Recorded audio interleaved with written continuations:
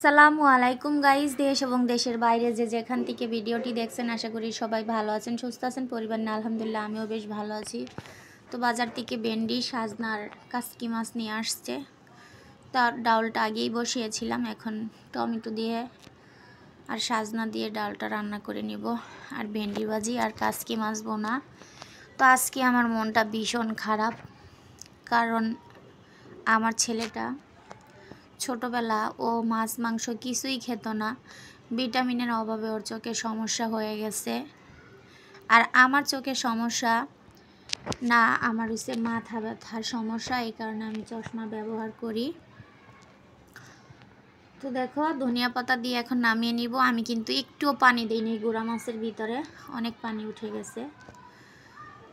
তারপরে আমার মনটা প্রচুর খারাপ। এটা ছিল কালকের রান্না। কালকে আমি কোনো কাজকাম করি নাই, শুধু রান্নাটা করে নিয়েছি। আর অফ ক্যামেরায় আমি গটর গুছাইছিলাম, মুইচা টুইচা গা গোসল দিয়ে নামাজ কালাম পড়ে নিয়েছিলাম। আর এমনিতে কোনো কাজকাম করি নাই, প্রচুর মন খারাপ ছিল। তো আজকে সকালবেলা আবার ঘুম থেকে উঠে নিজের রুমের বিছনাটা গোছগাছ করে রুমটা ঝাড় দিয়ে এখন মাঝখানের রুমের কার্পেটটা একটু ঝেড়ে ঘরটা ঝাড় দিয়ে নিলাম। নিয়ে এখন ঘরটা ঝাড় দিয়ে তারপরে ঘরগুলো মুছে নিব। তো মনটা কেন খারাপ ভাইয়ারা আপুরা তোমাদের সাথে শেয়ার করি। আমার ছেলেটার তো স্কুল বন্ধ, তো শুধু প্রাইভেট খোলা আছে। তো ও প্রচুর পরিমাণ টিভি দেখে, এত টিভি দেখে আর মোবাইল দেখে যা বলার বাহিরে। তো বিশেষ করে মোবাইলের ভিতরে বাচ্চার একটা ফ্রি ফায়ার নামের একটা অপশন আছে, গেমস। তো ওই ফ্রি ফায়ারটা খেলে, প্রচুর পরিমাণ ফ্রি ফায়ার খেলে। তো ফ্রি ফায়ার খেললে নাকি বাচ্চারা অনেক খারাপ হয়ে যায়, মানে খেলার প্রতি ওদের অনেক নেশা দইরা যায়। এই কথাটা আমার পাশের ফ্ল্যাটের ভাবি আমাকে একদিন বলল যে, ভাবি আপনার ছেলেটাকে একটু দেখে রাখবেন, ফ্রি ফায়ার যেন ও না খেলে। তো আমি ওকে সব সময় বলি, বাবা তুমি ফ্রি ফায়ার খেলো না, আর আমার মোবাইলে ফ্রি ফায়ার তুমি নামাবে না। তো দেখো ঘরগুলো মুছে নিয়েছি। তো ফ্রি ফায়ার সব সময় নামাইতে থাকে, সব সময় খেলতে থাকে, আর আমি ফ্রি ফায়ারটা সব সময় ডিলিট করতে থাকি।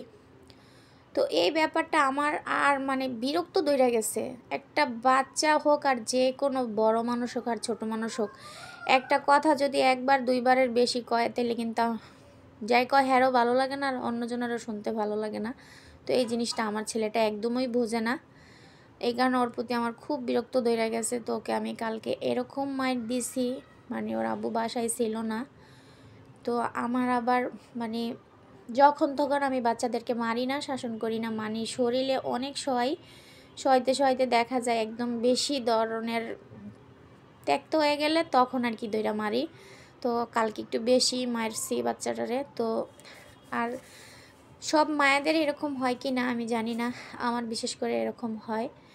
মানে যখন আমি ওকে মারি তখন তো মনের জিদ দিয়ে দুঃখে মারতে থাকি, আর মারা যখন শেষ হয় তখন আমার এত বেশি কান্না পায়, কি বলবো আপুরা। তো কালকে সারা রাত আমি একটা ফোঁটা ঘুমাইতে পারি নাই, আর অনেক কান্না করছি, নামাজ পড়ছি, তারপর অনেক কান্না করছি। আর একটু পর পরই উঠা যায়, ওরে দেখছি ও তো অন্য রুমে ঘুমায়, এই আর কি। তা এই কারণে মনটা প্রচুর খারাপ ছিল। তো এই যে ঘরটর মুছে তারপরে সব কাজকামগুলো সেরে এখন রান্না করতে চলে এসেছি। তো গোসলের আগে মুরগিটা কেটে রেখে গেলাম, আর এই ফল টলগুলো এগুলো একটু ভিজিয়ে রেখে দিচ্ছি। তারপরে গোসল করে নামাজ কালাম পরে বাচ্চাটাকে খাইয়ে দিব, দিয়ে তারপরে আসব পাকের ঘরে। তো এই যে এসে এখন ফল টলগুলো ধুয়ে এখন একটু কেটে নিয়েছি। আর এই যে মুরগিটা কিন্তু আমি গোসলের আগেই কেটে রেখে গেছিলাম, এখন আমি রান্নাটা বসিয়ে দিব।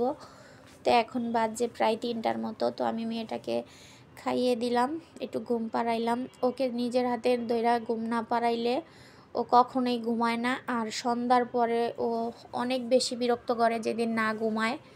তো আমি নামাজ পড়তে পারি না, এত বিরক্ত করে।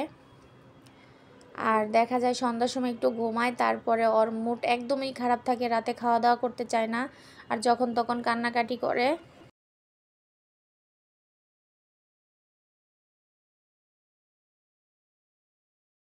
এই কারণে ওকে আর কি একটু সময় দিয়ে নেই, যে খাওয়া দাওয়া করায় ঘুমটা পাড়ায় রাইখা তারপরে বাকি কাজগুলো করি। তো তরকারিটা এখন বসায় দিয়ে মশলাটা বেটে এখন দিয়ে দিব কষানির ভিতরে।